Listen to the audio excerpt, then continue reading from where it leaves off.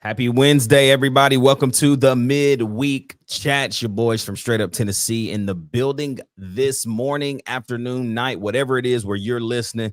First of all, thank y'all, man, for rocking with us, man. It has really been a journey, and it's really cool to see everybody coming along in different seasons. And now we've hit the halfway point, man, of this year, basically. Tennessee and Texas A&M on Saturday. We got pump the gas or hit the brakes today. We got a couple of updates, and man, we're just gonna talk ball a little bit on this Wednesday. But before we dive all the way in, y'all already know what it is, man. It's Straight Up Tennessee, baby. Welcome to the midweek chat.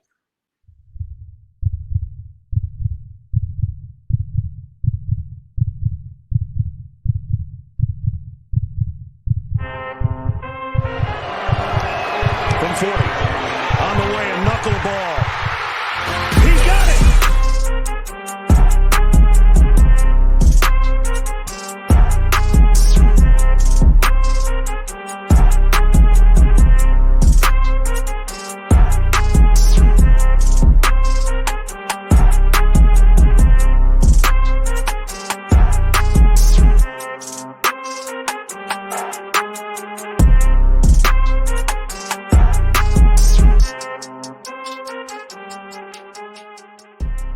It is a great day to have a great day. Welcome to Straight Up Tennessee today. Everyone tuning in right now on YouTube, man, like, comment, subscribe, hit that bell notification, man, right now so you never miss an episode. Join the channel, man, 99 cents. We got two levels. We got the white level and we got the orange level. Orange level gets you premium access, early videos, Tennessee, Straight Up Tennessee tailgates during the football games, and so much more. If you're listening on Apple or Spotify, man, thank you so much. Continue to rate us 5 stars and let people know around you. Call your mama, call your granny, tell your sons, tell your girlfriends, your boyfriends about the homies over here at Straight Up Tennessee, where we talk all things from the Vols to the Grizzlies. Hey, turn tomorrow night, Market Square Madness.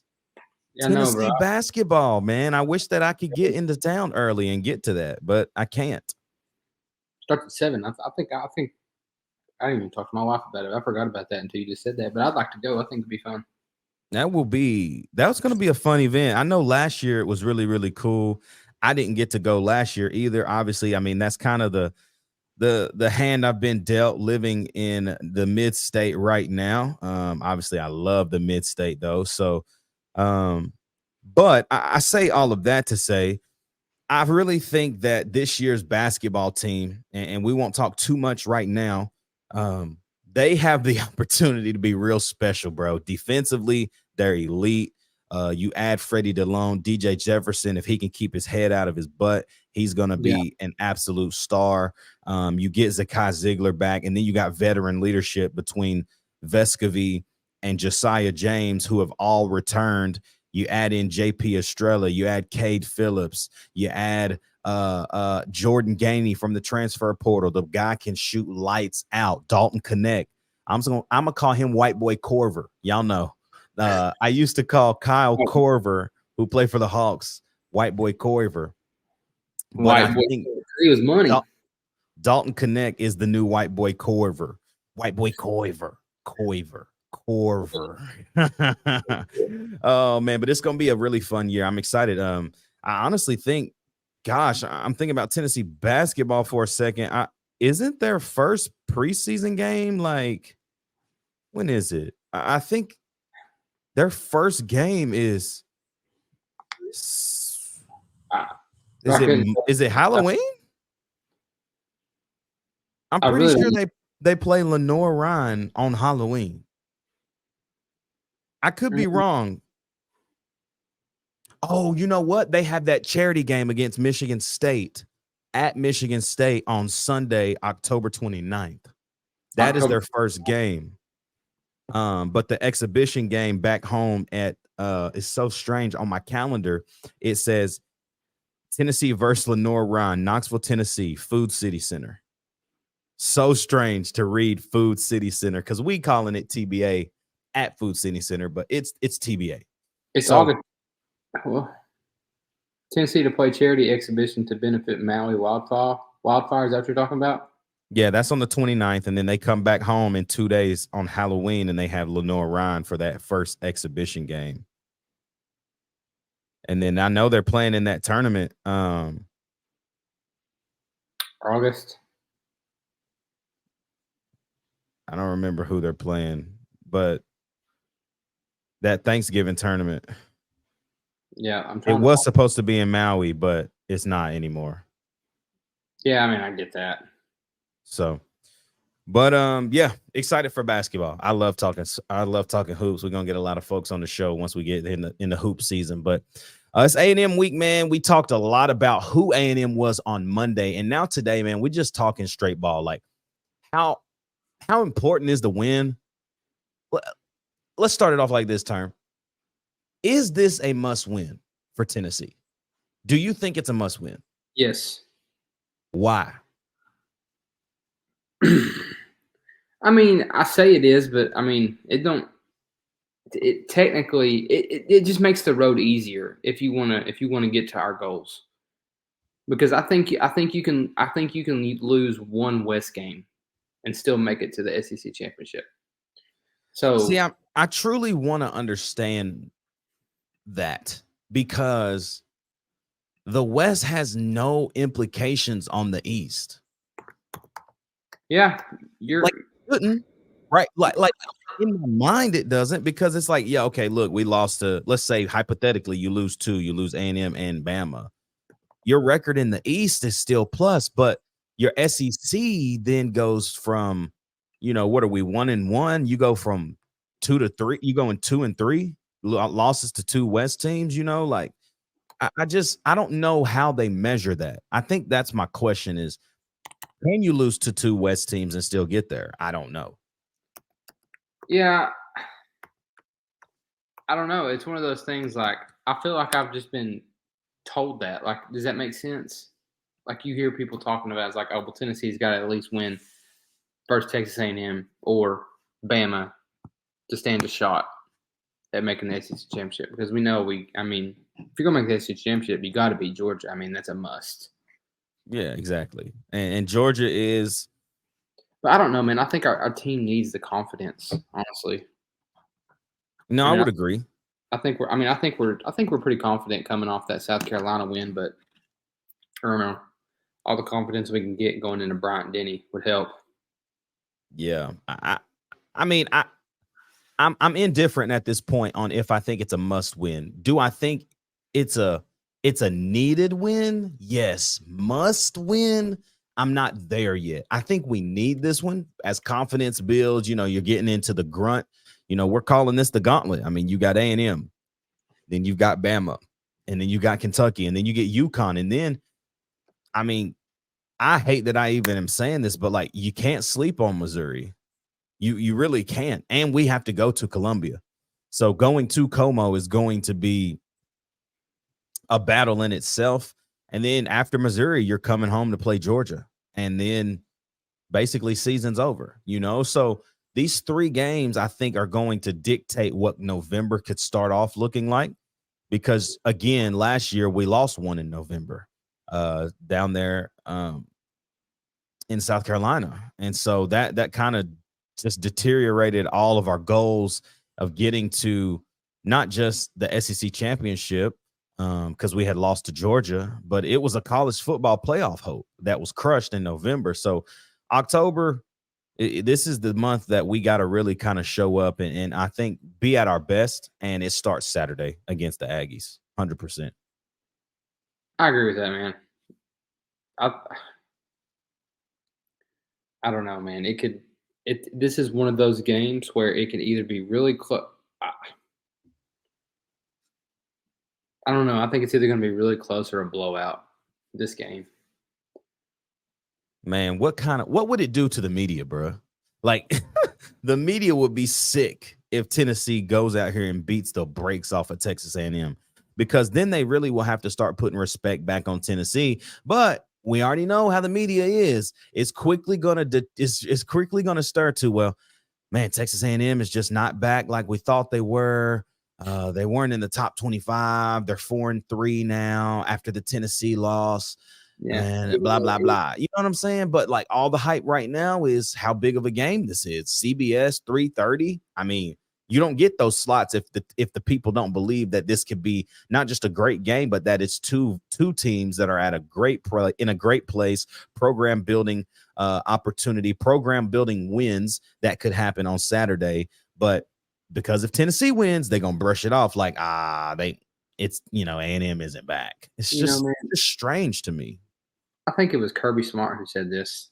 It's kind of crazy talking about Kirby Smart on a Tennessee podcast, but I'm pretty sure Kirby Smart said this in one of his interviews this year. He said somebody asked him about the SEC, and he was like, "I really don't know what you're asking me." Like, because they were asking him, like, "Do you think the SEC's down and this whatever?" He was like, "In my opinion, every SEC team should be ranked." Yeah, I would He have said said, except Vanderbilt. "That's what I was sitting here in my head thinking, except Vandy." Because, I mean, at the end of the day, bro, any SEC team can beat any SEC team at any moment. Any SEC team will kill any other conference team, in my opinion. Yeah. I mean, it's yeah. but I don't know. I would rather win this one. Just, I don't know, man. I don't want to say there's a lot on the line because, I mean, the line's only 3.5. I don't know if it's changed or not, but, man, just the fact that you're home checkered knee one, getting beat at home checkered knee one, 3:30 CBS, that one would hurt. That one would hurt bad. Bro, that would hurt. That would hurt. I ain't trying to hear that. I don't want that to happen, bro. Yeah, like I mean, that can't happen. That would hurt bad, yeah. Dog. I mean, we know Texas A&M's front is great. We know that the defensive backs are suspect based off of what Milroe was able to do. My worry is what happens if Tennessee can't run the football, right? Like, if you're telling me right now on Wednesday, October 11th, that if Tennessee can't run the football on Saturday, we're putting the ball in Joe Milton's hands and telling him to go win us the game, I'm not confident he can do that right now. No, I'm not either. And you watch all Josh Heupel's press conferences, and you listen to everybody talk about Joe. You know, it never fails. He always says two things. Joe is operating at a high level. He says that, and he also says Joe is still learning. Yep. Every press conference, Joe's still learning, but we like how he's operating at a high level right now. Yeah, that's what he says every press conference when asked about Joe Milton. And Joe Milton is still learning. I mean, I don't know if this is where you're wanting to go, but I'm gonna ask you what I asked you on the phone earlier. Okay. Yep. So I heard this on VolQuest, and Brent Hubbs was talking about it, and he was like, I think the hardest position to play on this Tennessee football team is wide receiver under Josh Heupel, because Josh Heupel puts so much on these receivers. And I'm sitting here and I'm like, okay, and I'm listening. He's like, these guys just don't run routes. Like, it's not like, hey, run a post right here, run a wheel, run an out. He said those receivers have to know the coverage because they're most of them are option routes. It's like, hey, I'm gonna run a 9, but if this corner's playing 5-6 yards off of me, I'm gonna break off and get a quick 7 or 8 on a hitch. Right. I mean, the prime example was last year, Ball State. We catch the pick. T-Mac catches a pick. First play. We come out there. Jalen Hyatt, you can see it's a double move route. The outside receiver, I think, was Cedric Tillman. He runs a post. Like, he's running a post regardless because the ball's going to Hyatt. Like, we know that, like, if you watch the formation, you watch the play develop, the ball's going to Jalen Hyatt.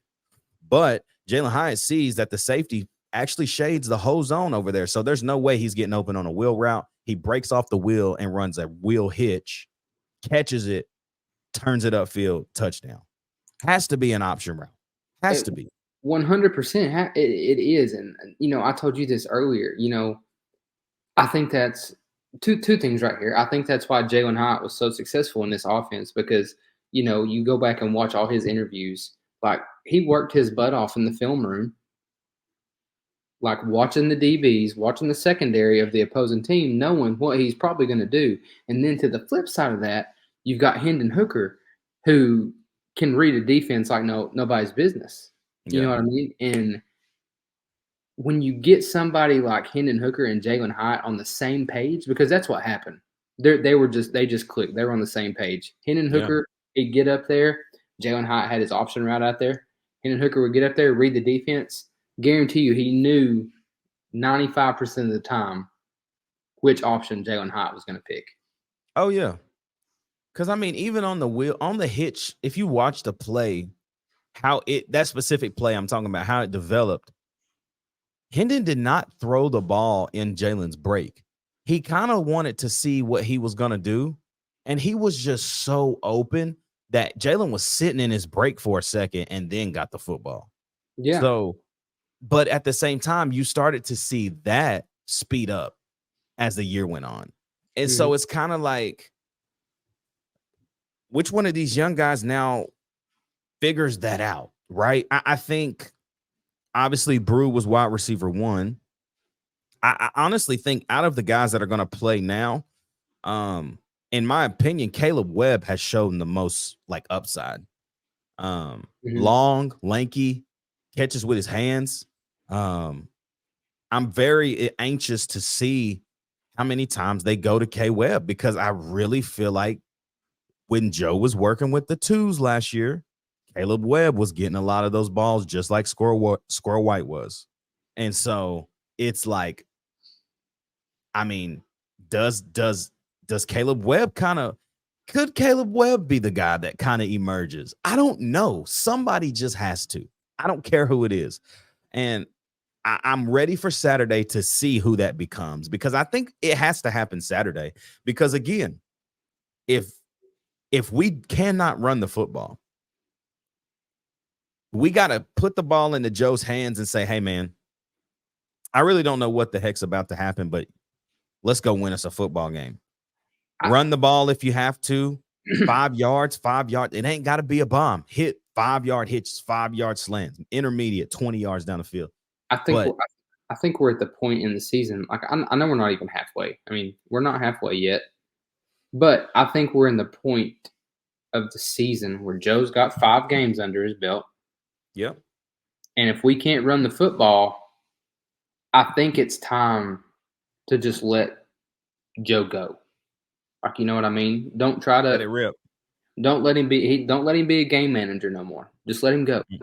Just let him go. Cut him loose. That's all he is right now. That's all he is right now, is a game manager, and I don't mean that in a bad way. He does it. He does it great. But like, let him go. Like, hey, here's what we got. Go win us the football game. Yeah. Yep. And then, what? And then maybe when you do that, he starts being successful, and then what that's going to cause is that's going to cause them to bring somebody out of the box, and maybe we can start running the football again. I don't remember what I was watching, bro. It was either Josh and Swain or the Swain event on Tuesday morning. I think it was a Swain event. Somebody says, what if Tennessee absolutely obliterates Texas A&M's front and rushes for 250 yards? And the response was, if you're telling me Tennessee had 250 yards rushing on Texas A&M, they won by 3 or 4 touchdowns. Yes.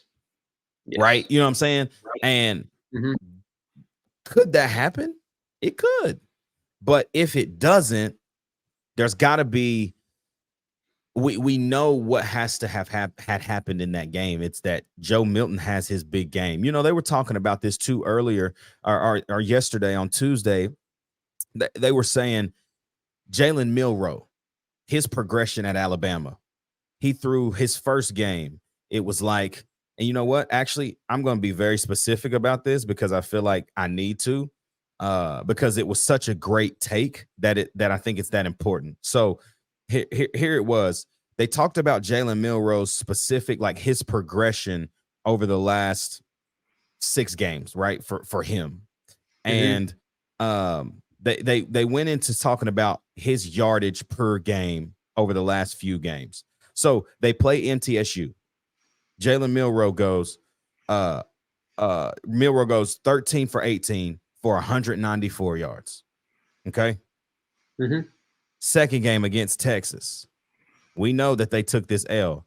He went 14 of 27 for 255 and 2 picks, 2 touchdowns, 2 picks. Okay. He gets benched.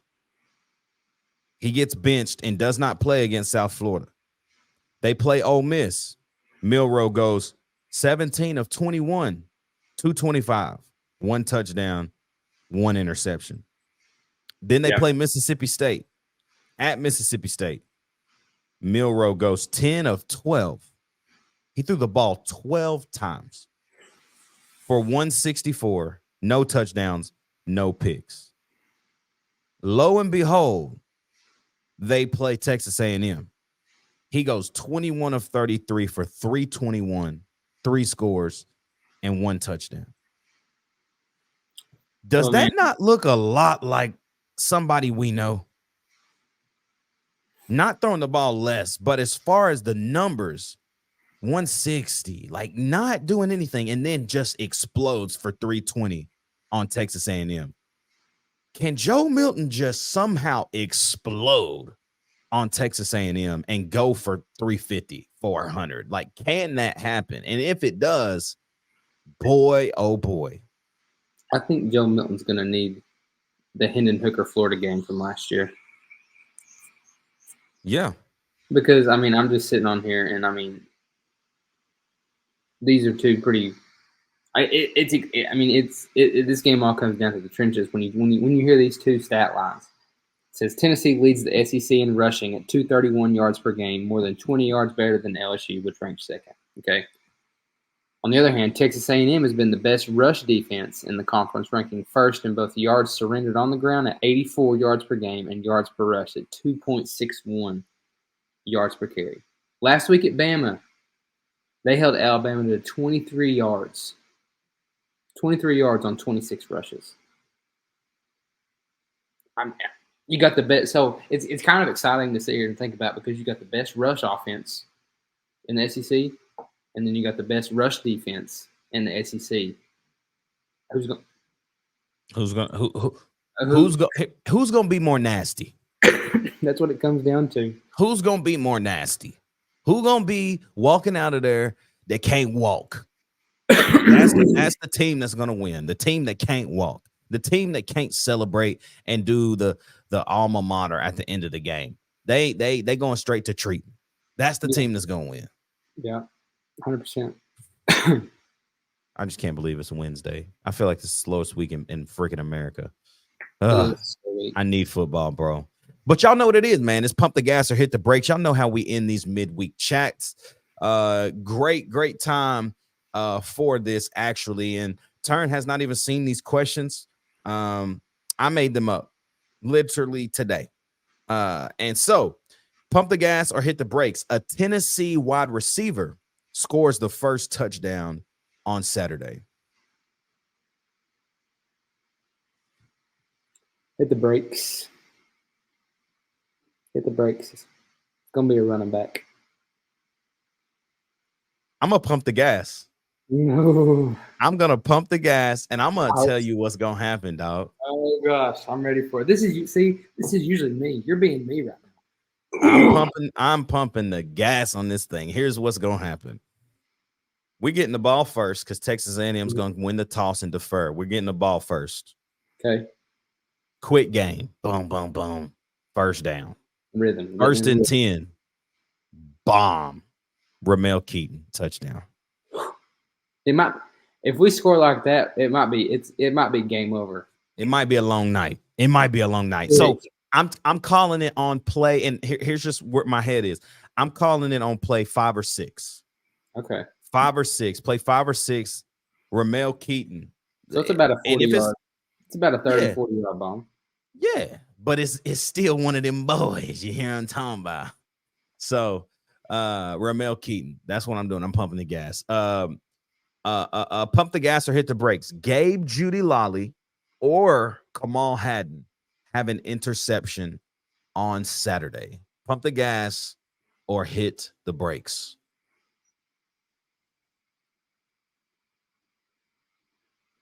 I'm gonna pump the gas. I like it. I'll pump the gas. I think we're gonna get pressure, and I think we're gonna force him to do something stupid. I like it.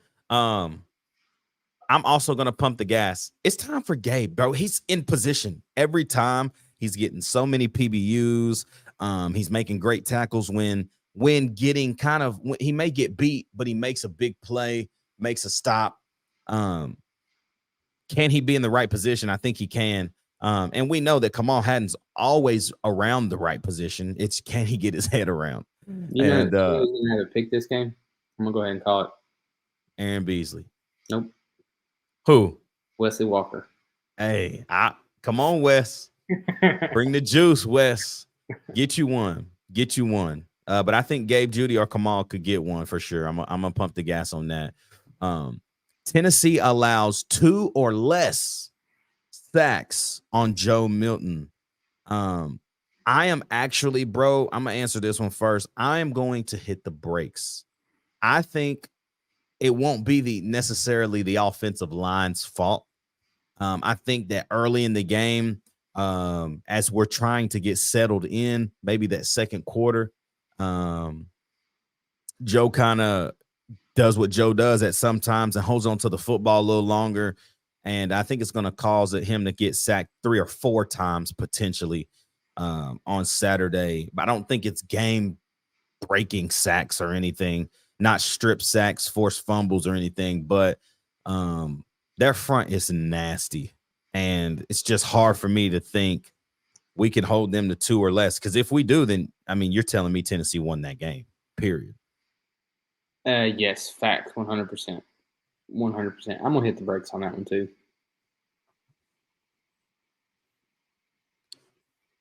Last one. Tennessee wins by more than the line currently. The line currently sits at 3.5. Does Tennessee win by more than 3.5? Are we pumping the gas or hitting the brakes? Pump the gas. I said 3. I said 3. My heart is torn, bro. I just don't know. I don't know because you've lost to Miami, who just made the most bonehead mistake in college football of the year so far. You lost to Alabama, who is down. They're still Alabama, but they're down. They're not the same team. We know that. I just don't know what to think of A&M. And so it's hard for me to say that we're going to just absolutely manhandle them. But I said 38-24, and I really like that score. Yeah. But I'm going to pump the gas. I think Tennessee wins by more than 3.5. Maybe it's 38-34. Maybe. I mean, they cover at that point. So I think Tennessee has all of the tools and the things to get there. I just don't know what it will look like. I think that's where I'm resting on it. So we actually, I thought I seen this earlier. Somebody commented on our video, a pump the gas, hit the brake question. Give it to us. Get in Vols. He says, get in Vols. Thank you for the question, my brother. Yes, sir. He says, my hit the brakes or pump the gas question would be, is this the game that we see a breakout game for Dante Thornton? You going to pump the gas or hit the brakes on that? Dante Thornton coming out party. Man. I'm gonna say pump the gas. I'm pumping the gas too. Even if it's not touchdowns, I think that he has that like 3 to 5 catch game, and they're like big catches. Like he makes something happen. I just want to see. I think he gets in a. I hope he makes the most of whatever opportunity he gets, because I promise you he's going to get an opportunity. Big time. On Saturday. Big time. He's going to have them. You got to capitalize on that. No drops. Catch the football when you're open. Make something happen in space. We've seen it, bro. He's quick. Make something happen in space. Get out there and get busy and make the most of your opportunity, because it's here now. Like, you didn't come to Tennessee expecting to get this much of a workload that he's going to get now, especially with Brew out. What does he do with it? I hope he just eats, bro. I hope it is. So I'm going to pump the gas as well. Thanks for that question. Get involved. I think that was what it is. Shout out to you, bro.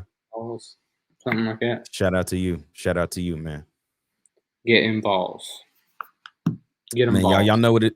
Get them Vols. That's it. Get them Vols. Get them Vols. Yeah. Oh, man, that's been the midweek chat, y'all, man. We'll be back on Friday for the One More Day episode where we will go over playmakers of the game on the offense and defensive side. We'll have 3 keys to victory, man. I know one right now. It's very simple, but I'm not going to share it with you. But also, reminder, next week, the midweek chat, we will be having a VFL joining the show. Family to me, love this guy. Love just everything that he stands for, but I've also just seen him be a father to my family, to my cousins. I'm excited for y'all to get an inside scoop on who this guy is and who he truly is, but also how much this Alabama game means to VFLs of that era and how much that was the game that they looked forward to, unlike now where we look forward to Florida. I think y'all have a clue kind of what I'm talking about. As the week, like I said, as the week progresses, you're going to get more information on who this is. On Friday, we'll tell you the name. But for now, just know that he was on the 98 team that won a natty, and he played a huge role on that team. So he'll be on the show next Wednesday for the midweek chat. It's going to be a great time. But, man, until then, we'll be back on Friday for the One More Day. Y'all have a great Wednesday, man. Have a great Thursday as well. And we'll see you back on Friday, man, for my dog turn. It's your boy, Ruck. Like, comment, subscribe, bell notification right now. Thank you, Apple and Spotify listeners. Lastly, join the channel, man. 99 cents a month. Like, come on, bro. You don't even see that. Stop buying your sweet tea from McDonald's and just lock in with the boys from Straight Up Tennessee. Have a great week, man. We'll be back on Friday morning for the One More Day episode. It's Straight Up Tennessee, baby.